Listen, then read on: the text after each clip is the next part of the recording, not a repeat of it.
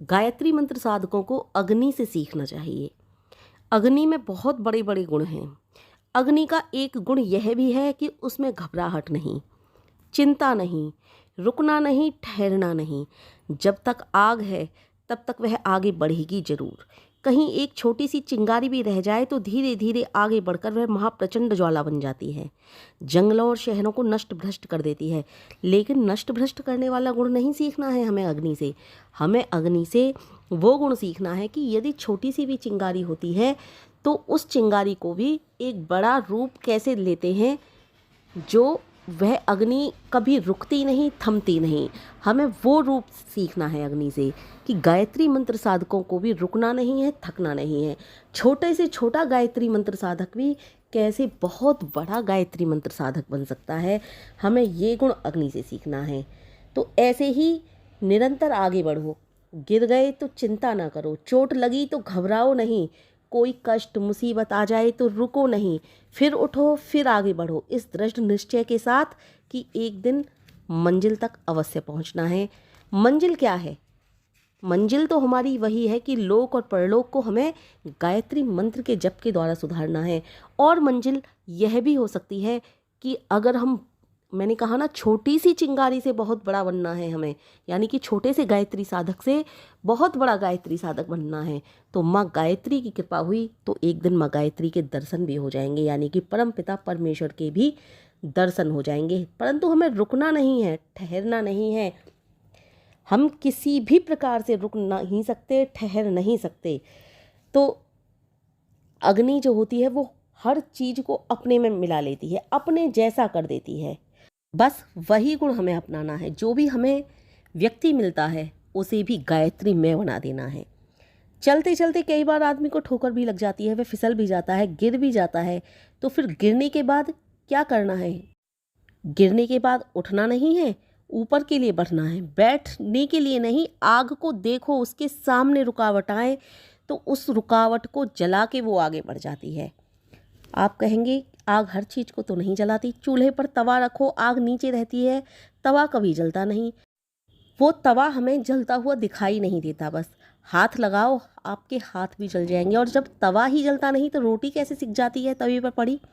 इस गर्म तवे के ऊपर रोटी जो ज़्यादा देर तक पड़ा रहने दो तो उसको भी आग लग जाती है।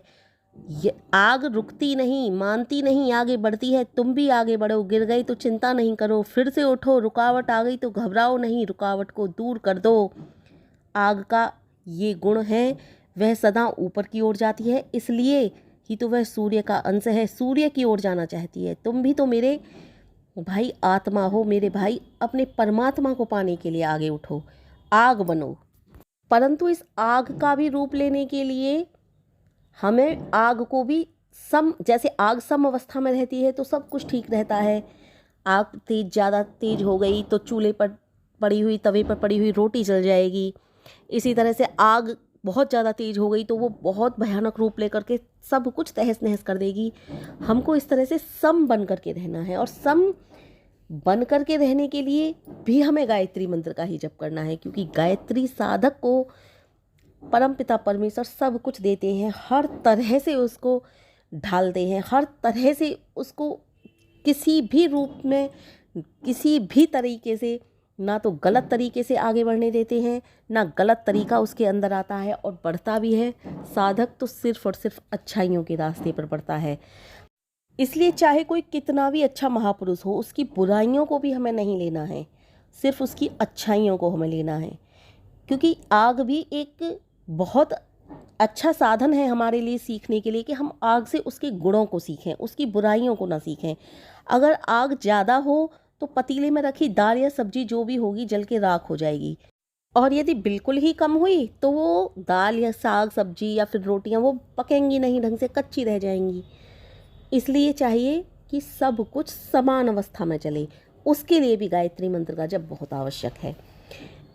इसीलिए मैं कहती हूँ, आपको जीवन की किसी भी कसौटी पर उतरना है, किसी भी जीवन की चढ़ाई पर चढ़ना है, किसी भी जीवन में उतार चढ़ाव बहुत आएंगे, बहुत कुछ होगा। चाहे आपको राज सिंहासन प्राप्त हो रहा हो, चाहे आपको बिल्कुल कोई मान नहीं दे रहा हो, सम्मान नहीं दे रहा हो, बस आपको अपने जीवन में उतारना है तो केवल और केवल गायत्री मंत्र के ही प्रताप से आपको सब कुछ प्राप्त होगा।